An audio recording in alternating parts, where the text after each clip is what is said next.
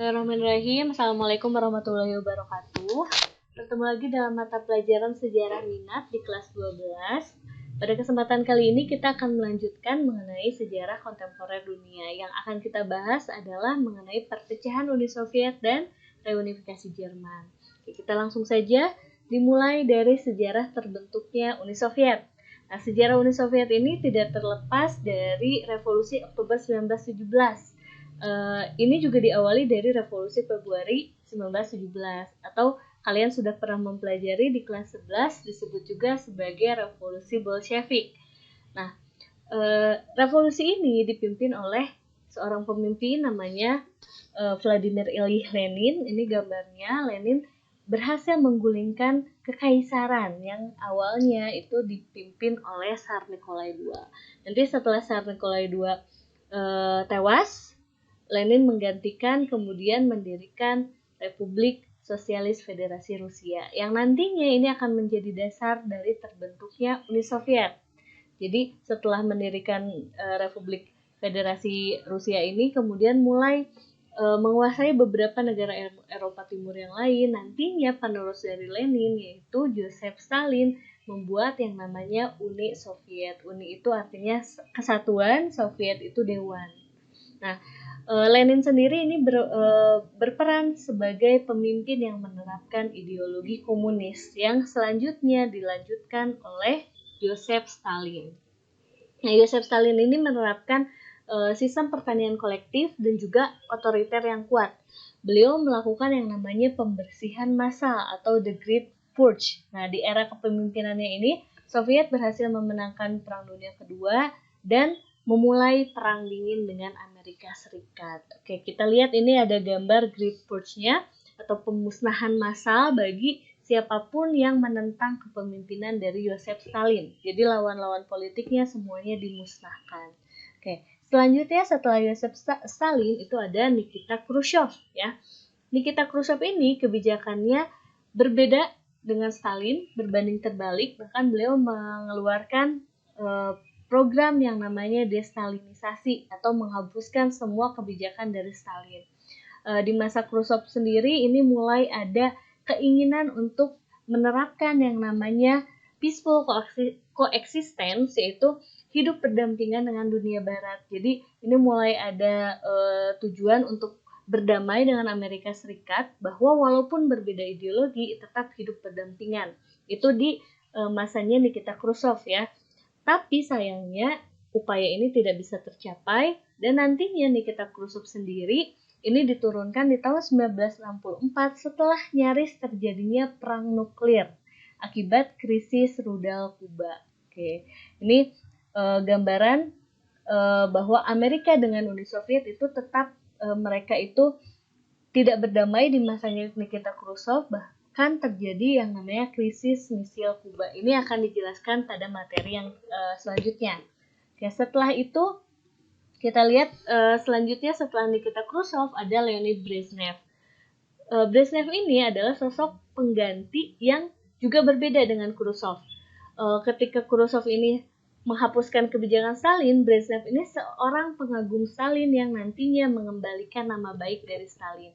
Dan kepemimpinannya sendiri ini mengawali invasi Blok Timur ke Cekoslovakia atau disebut juga nantinya ada revolusi musim semi di Praha.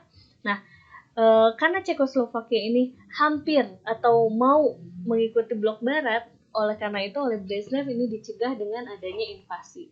Nah, ini di masanya Brezhnev permusuhan dengan Amerika Serikat semakin menjadi dan juga terjadi yang namanya stagnasi ekonomi. Oke, ini gambar dari revolusi musim semi Praha ya. Untuk mencegah adanya reformasi akhirnya ada invasi oleh Uni Soviet. Selanjutnya ada Mikhail Gorbachev. Sebetulnya sebelum Mikhail Gorbachev itu ada Yuri Andropov, tapi kepemimpinannya tidak terlalu menonjol.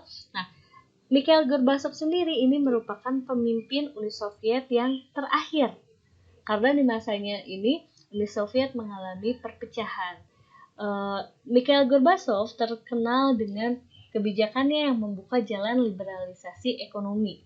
Kebijakan demokratisasinya ini kemudian membuat Eropa Timur melepaskan diri, daerah-daerah di Eropa Timur melepaskan diri sebagai negara-negara satelit dari Uni Soviet. Nah, kita lihat di sini ada gambaran, ada dua kebijakan yang terkenal dari Mikhail Gorbachev, yaitu ada Glasnost dan Perestroika. Glasnost sendiri itu merupakan keterbukaan secara politik, ya, ini mulai ada demokratisasi, dan Perestroika itu restrukturisasi ekonomi.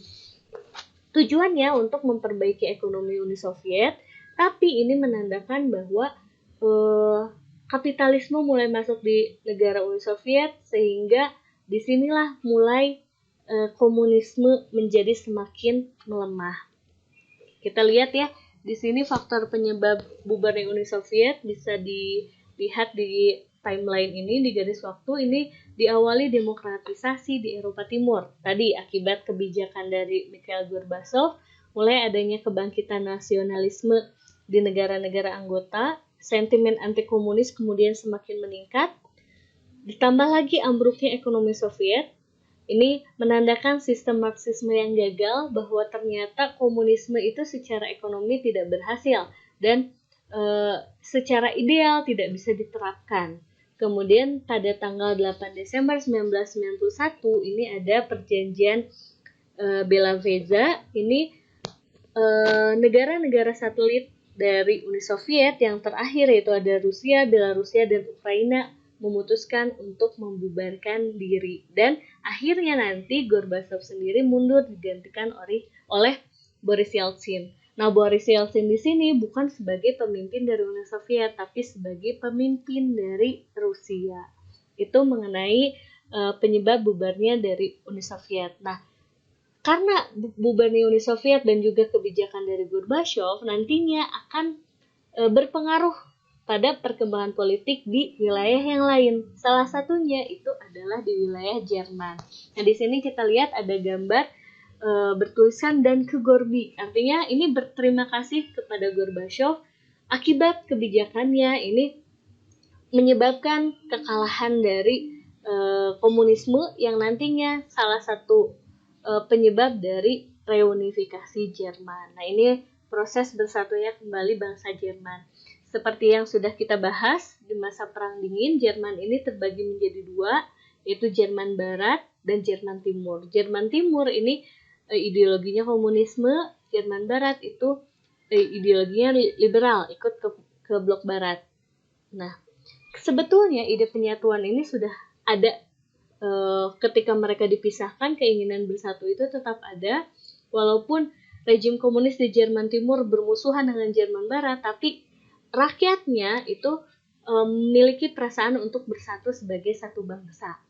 Nah, kronologi singkat secara singkatnya reunifikasi Jerman itu dimulai dari tahun 1985. Tadi adanya kebijakan dari Gorbachev, demokratisasi ini membuka peluang penyatuan Jerman. Kemudian 1989 mulai terjadi demonstrasi sepanjang tahun ini, terutama di wilayah Jerman Timur, sehingga menyebabkan banyak warga Jerman Timur juga mulai berpindah ke Jerman Barat. Dan di tahun 1989 sendiri, tepatnya tanggal 9 November, itu terjadinya peruntuhan dari tembok Berlin sebagai simbol terpisahnya Jerman Barat dengan Jerman Timur. Kemudian 1990 demonstrasi semakin besar sehingga kemudian resmi Jerman Timur bergabung dengan Jerman Barat pada tanggal 3 Oktober 1990. Oke, sampai sini penjelasan mengenai reunifikasi Jerman dan juga tadi pecahnya Uni Soviet. Setelah ini ada dua soal yang harus kalian jawab. Nah, ini gambar dari runtuhnya tembok Berlin. Nah, dua soalnya itu, pertama, jelaskan mengapa akhirnya Uni Soviet mengalami perpecahan. Yang kedua, jelaskan hubungan antara situasi politik yang terjadi di Uni Soviet dengan reunifikasi Jerman. Itu semuanya materi yang sudah tadi dijelaskan. Oke, sampai di sini. Terima kasih. Wassalamualaikum warahmatullahi wabarakatuh.